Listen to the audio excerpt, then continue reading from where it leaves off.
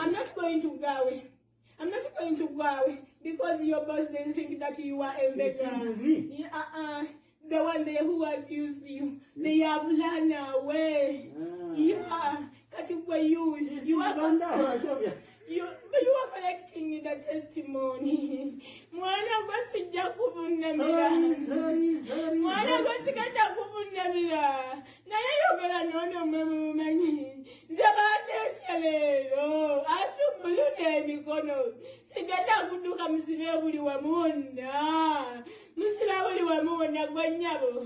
Bwenna kujjaga isuzo wabadde olowooza nti nze emikolo. Obadde buli kimu Katonda yakozesa.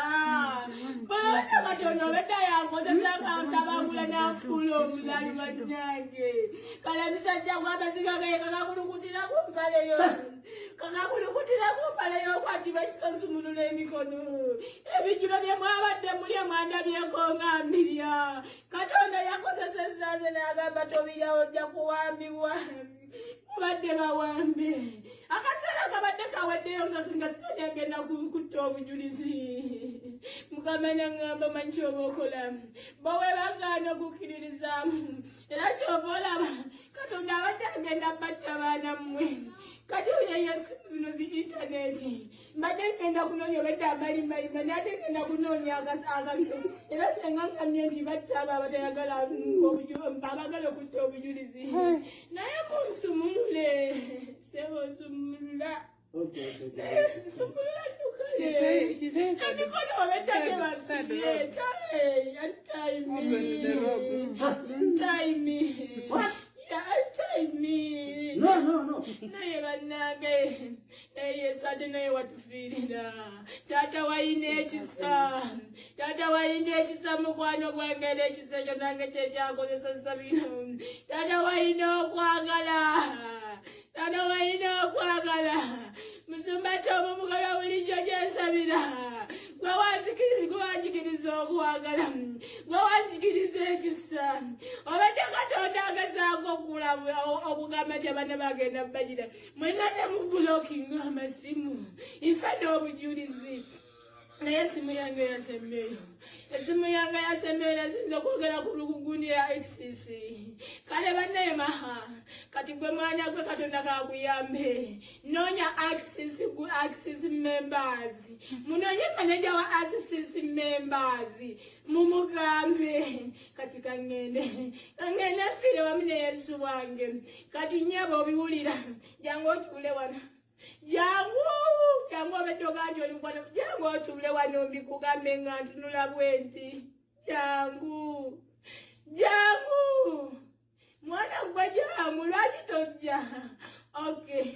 You munakanya come.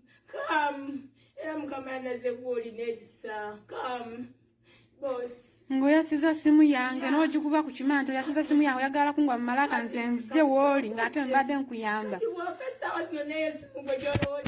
Kadaba TV kojja bate togezangako okwevuma lwaki ovudde owantu oluggi olumu be luggula olulala luggula kasita obeera nga gy'ovudde tokosezza muntu tokaabizza muntu ng'ovuddeyo lwa mbeera embi bw'oba tovuddeyo nga tokozeeyo bikolobero.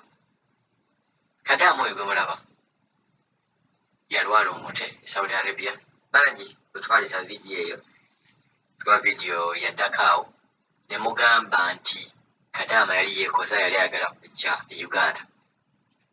Twafollowinga story eyo bwe yakomawo wano e Uganda ne bamutwala ne bamujjanjaba bamutwala mu bintu by'Ekiganda ne bamujjanjaba n'awona. Kati y'omu ku bantu abali e Uganda abakoze business nga bagenda mu maaso. Waliwo woteeri eri e Kawuku Kadaama ono gye yaggulawo era agyenyumirizaamu. Tugenda kujja ne vidiyo tubakwatire Kadaama oyo woteeri ye annyonnyole embeera nga bw'eri. Mu bimpimpi akunyumiza nti buli lunaku ayingiza emitwalo wakati wa 3 na 4 nga magoba.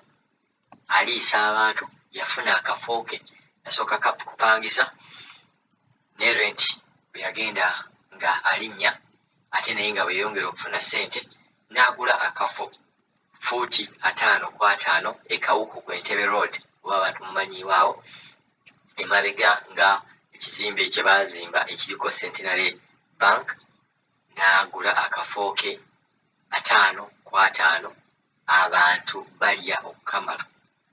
Mumanyi akafo ako kalina abantu bangi ab'ebiroole aba bodaboda aba special ne moole eyo gye baazimba eriko Centenary Bank. Agamba afuna bakasitoma era ssente azikolera ddala teyejjusa kubeera nga yava Saudi Arabia. Era oyinza okwesanga yatusesezaamu awo n'agamba empewo z'ekika zaali zimugamba kumawo e Uganda we wali obugaggawo. Kadaamu ono yasobola otugamba nti buli mwezi asobola okutereka miliyoni between miliyoni 10 ku miliyoni 12 buli mwezi miliyoni 10 ku 12 era ng'aguze eka 8 guno omwaka yaguze eka 8 Luweero. Story eno lwaki tugibaleetera nti tugenda ne tujja ne stories ezimu oba bakadama ne boogera story ezimu abaana ne bagamba nti abo beekoza balimba si muguwa ddala wayagala kudda waka. Mulimu ekintu nga Katonda teyakutegekera kubeera ng'ogaggawalira eyo gy'osuubira nti gy'ogenda okubeera. Ate era nga bwe kiri nti waliwo bakadaama wano oba abawala bangi abavudde e Uganda nga mubutuufu byagaana ate n'atuuka e Buwarabu ate n'akola ssente. Mubalaba n'abeera nga ddala ali bulungi. Oli n'ava from out of the blue n'abeera ng'afuuse sereebu n'atandika okikuba. Tuyinza okugamba nti katusooke twogere examples eziri live. Akyakama nsuubira embeera gye yalimu ali e Uganda n'agenda ebweru n'afuna exposure n'akomawo wano. Embeera ye yakyuka. Bwe tugenda ku Preacher Cash naye embeera ye yakyuka. Ne tugamba ate bano abakikubira ebweru yinza okubina okolayo nga Don Asia n'agenda n'abeera e Bulaaya n'abeera mu nsi z'Abawarabu n'abeera nga yeeyo Katonda gye yamugamba ojja kubeera ng'okikubira wano.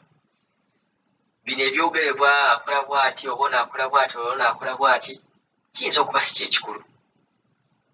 Kuba buli muntu ayogerera omuntu bagamba bwe mubeera muzannya omupiira mu kisaawe tebasobola kugoba muntu atalina mupiira. Buli bw'olabanga omuntu nga bamwogerera nnyo manya yalina omupiira. Eyo nga tuvuddeyo ne tudda ku story yaffe tugamba nti omukyalo ono tulina okumanya nti mu butuufu ekintu bwe kiba kiganye wantu w'oli owalala kisobola okuta.